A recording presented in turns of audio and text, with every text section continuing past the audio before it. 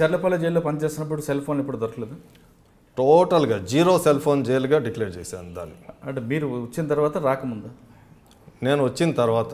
మీరు ఉన్నప్పుడు ఒక డిప్యూటీ సూపరింటెండెంట్గా పనిచేస్తున్నప్పుడు కూడా సెల్ ఫోన్స్ దొరికాయి, గంజా సప్లై అయింది అని ఆరోపణలకి నిజాలకి చాలా తేడా ఉంటుంది. విఐపి ప్రిజనర్స్, టెర్రరిస్ట్ ప్రిజనర్స్, ఇంకా మాఫియా ప్రిజనర్స్ ఉన్నప్పుడల్లా వాళ్ళ ఆపోజిషన్ వాళ్ళు ఎన్నో రకాలుగా అపవాదులు చేస్తుంటారు.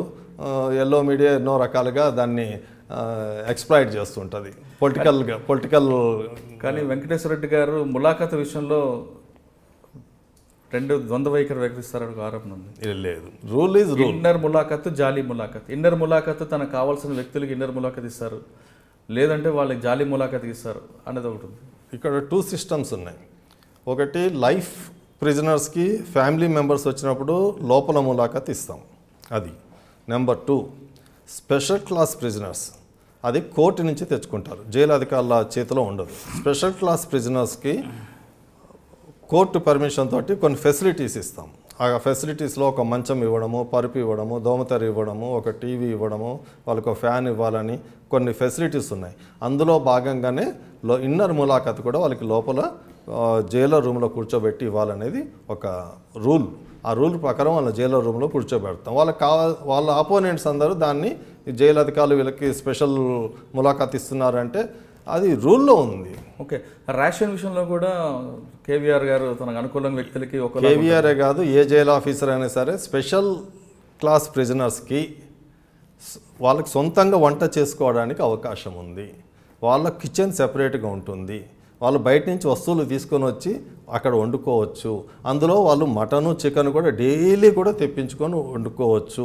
అది వాళ్ళ అలవాట్లను బట్టి కాన్స్టిట్యూషన్ లా వాళ్ళకి ఇచ్చిన ఒక హక్కు.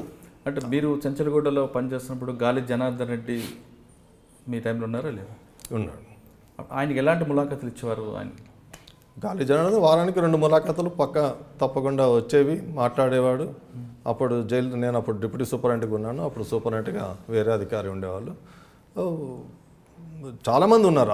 అప్పట్లో 20-30 మంది బాగా టఫెస్ట్ పీరియడ్, అలిగేషన్స్ రావడానికి, అపోనెంట్స్ అలిగేషన్స్ పెట్టడానికి చాలా ఉండేది.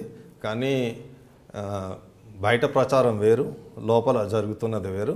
వాళ్ళు అడిగినా కూడా వాళ్ళు ఎట్టి పరిస్థితుల్లో కూడా డిసిప్లిన్గా ఉండేవాళ్ళు. ఎందుకంటే వాళ్ళకి తెలుసు, వాళ్ళు ఏమన్నా తప్పు చేస్తే బయటపడితే బయట సొసైటీలో బయటకు వచ్చినాకైనా సరే తర్వాతనైనా వాళ్ళకి ఇబ్బంది అవుతుందని తెలుసు. సో దే నెవర్, వాళ్ళు అసలు అటువంటి మాటనే లేదు.